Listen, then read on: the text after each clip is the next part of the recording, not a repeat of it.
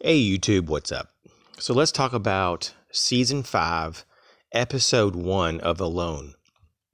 I'm actually doing this mainly because I've gotten so many comments. You know, it's just amazing everybody's thoughts on things. And I was going to actually just kind of watch the first two, maybe first 3 episodes, and then just comment on those in one time, and then maybe watch a few more and do another comment instead of trying to comment on every episode. But I had so many messages. People like, what do you think about this? What do you think about that? And it's pretty cool, you know. I mean, a lot of people want to bounce ideas off. So I know a lot of people love to go in the comment section on some of these videos I make, and they like to kind of just share their thoughts and maybe talk to each other and so forth. So that's the whole thing about this video, is just sharing some thoughts. And the first thing that people brought up was about Sam. You know, that he started to break down, and, you know, he cries when he gets stressed out or something like that. And, you know, I mean, I watched the episode, obviously, and, you know, he didn't completely break down. He just kind of got a little emotional. He misses his family, you know, and he knows that if he's going to do this, it could be 2 or 3 months potentially before he gets to see him again, if not longer. So it's just a little bit of stress there. You know, he's got 2 children. One of them is just born, you know, a newborn. And he's going to be missing his wife and probably his whole lifestyle. And then, you know, on top of that, he knows the type of suffering ahead of him. And on top of that, he has the stress to win the prize and not to let people down. So it's just all this stuff on him. He's got a burden, quite a bit of a burden. And so I kind of feel for the guy. I really do. I like Sam a lot. I don't really identify with him as I do with other contestants, but I do feel for him. And I do understand a little bit about what he's going through. So I wouldn't worry so much that, you know, just because he cried a little bit or he got a little emotional that he's going to be like not a good contestant. I don't think that's the case at all. I think it could be used to help him get even further than the last time that he was, you know, on his season that he was featured, you know, in season 1 actually. And so, yeah, I think that, you know, it might take a few weeks though for Sam to kind of level out. But I think if he can get through the first few weeks, he's going to be really good for the long run. Now, the next thing people have been asking about, you know, or concerned about really, is all these animals, all these threats everywhere. And, you know, the wolves and the bear, and especially like the pit viper snakes and all this stuff. And, man, the first thing I have to say is that, man, those pit vipers, I don't like that at all. Especially that they said that the nearest anti-venom is not even in the country. It's in China. So I don't know if they have to literally fly you to China and just hope that they can get that before you die, or if they have some on reserve, or I don't know what the deal is. But yeah, I don't like that idea that, you know, all these snakes are in the brush, and it's kind of crazy if you ask me. But I guess, you know, in a different type of concern besides just walking around and getting bit by snakes, you got all these wolves that early on in this first episode, you know, you can hear them all over the place. So I have a feeling that, you know, someone probably eventually is going to, you know, have a confrontation or at least a run-in on with these wolves or coyotes in some way, I would imagine. Probably bears as well. So we'll have to see how that plays out. But yeah, I have some concern for the safety of these contestants, man. I don't really think that I would want to do this show in Mongolia. It's just too many variables. I just, man, I'd have a hard time sleeping. And because I wouldn't get any sleep, it would probably wear me down. And probably in about a week, I'd be so exhausted because I, you know, just couldn't sleep and just can't get settled that I'd probably have to tap. I mean, that's just me thinking out loud, but you never really know until you're there and you're doing it. But lastly, though, this was probably the most comments and messages that I received that concerned Carly. And, man, it was so sad to see her tap because of the fish hook in her hand. And, I mean, I've gotten so many different messages about how she should properly deal with fish on a hook, and how she should never be grabbing for the fish, and how she should put the fish on the ground and then club the fish, and do a certain technique to get the hook out. And I mean, I'm sure in hindsight she's probably like thinking about all this as well, and most of us know that it's not really the smartest thing to grab for fish, and we do know that you should have a club and you should dispatch the fish on the ground. And I mean, a lot of us know this, but she admitted that, early on in that episode, that she doesn't have like a ton of experience fishing. That's kind of one of her weaknesses. And, but she has a lot of strengths, her strengths do outdo her weaknesses, but it just happened that one of the skills that she really needed to rely on for safety, she didn't really have a lot of it. And just happens that it just kind of took her out early. I mean, there's a lot of contestants that, fall in this. In fact, I think all of the contestants have a strong points and weak points. Some people can do fire making or shelter building or foraging better than others, and vice versa. Some people can do things that they can't. So there's all these different skill sets and all these different experiences that people have that make up who they are.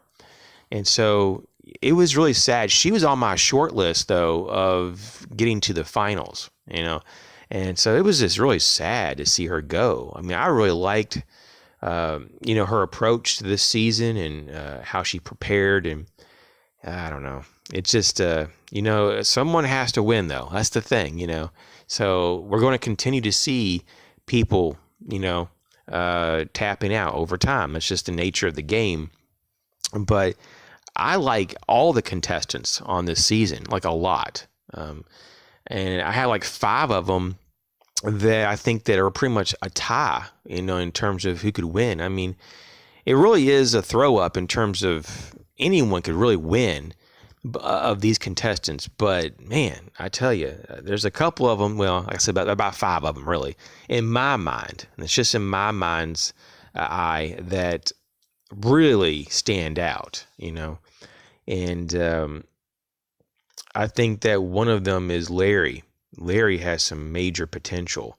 He seems like he's such a more laid back and chill person, comparative how he was in his previous season.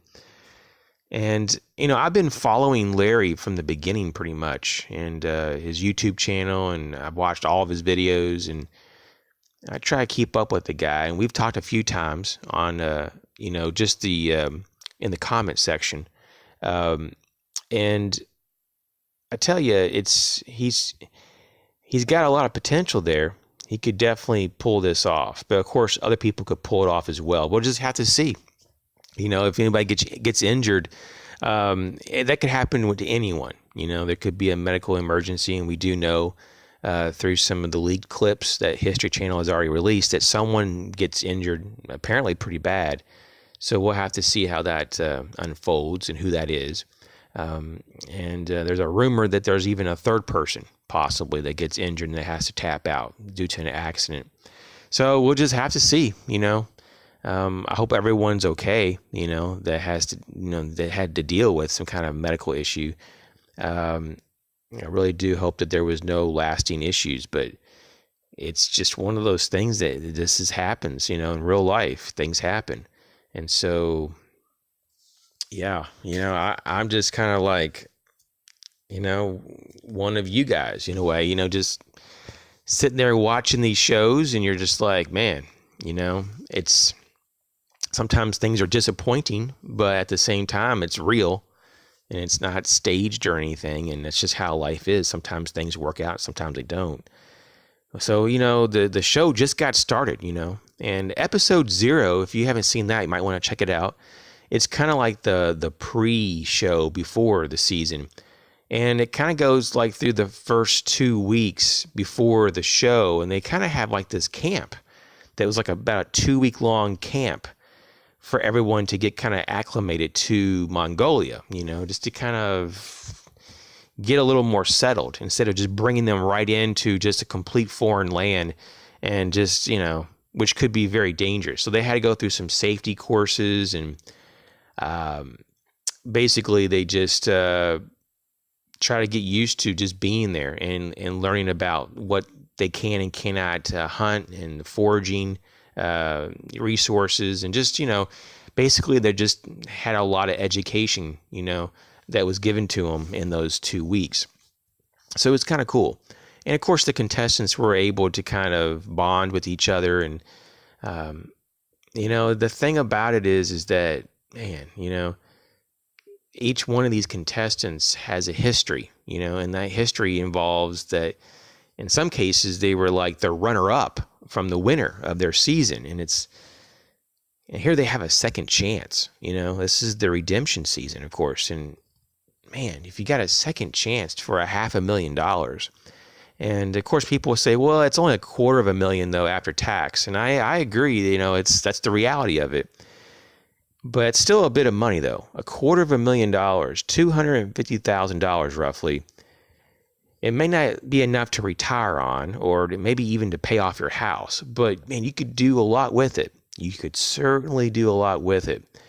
I mean, can you imagine if you were able to just put that right into an investment and, 20, 30 years from now, have access to it after it grew? It could triple or quadruple by then. I mean, it's just, there's a lot of potential with that money.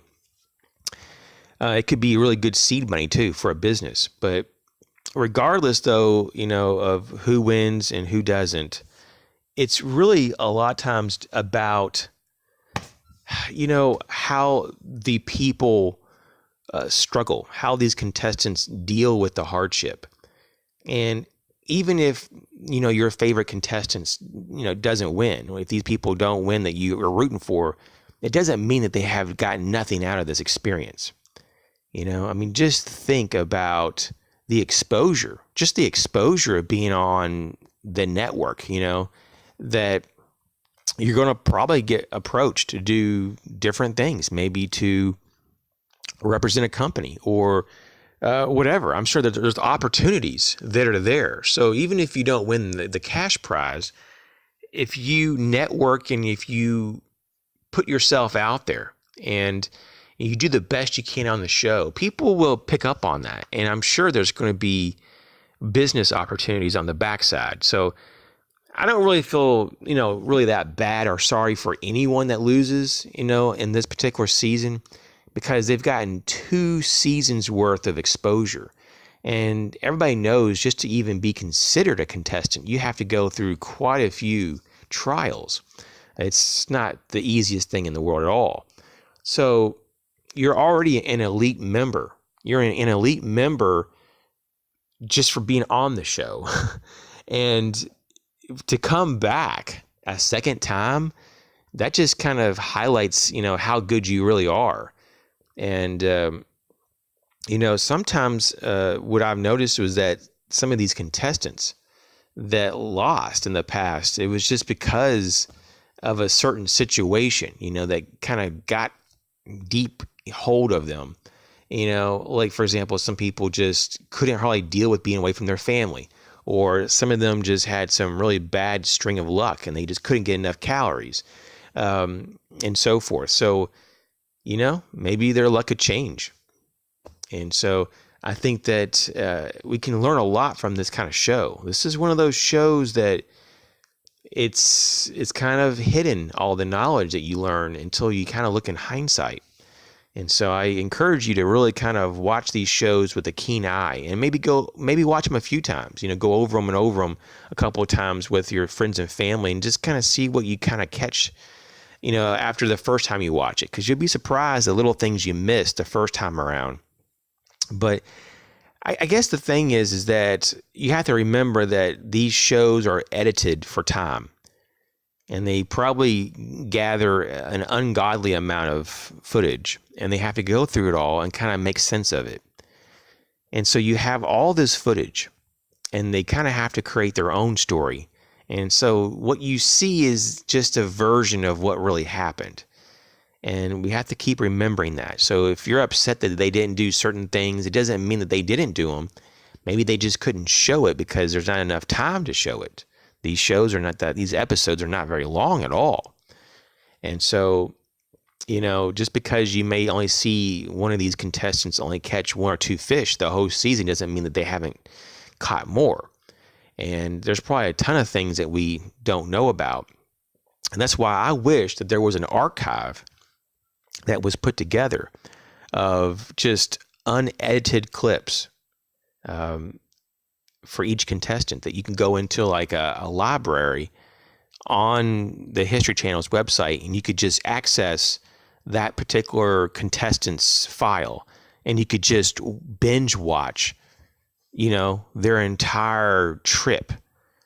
I don't know if that's something they would ever consider, because I'm sure they just have all this footage just sitting there, and I don't know what they're doing with it. Obviously, they're not doing anything with it. They edit it, they do some editing, but that's, to my knowledge, all that they do with it. But they probably have hundreds of hours for each contestant, potentially, if not more. They're just sitting there.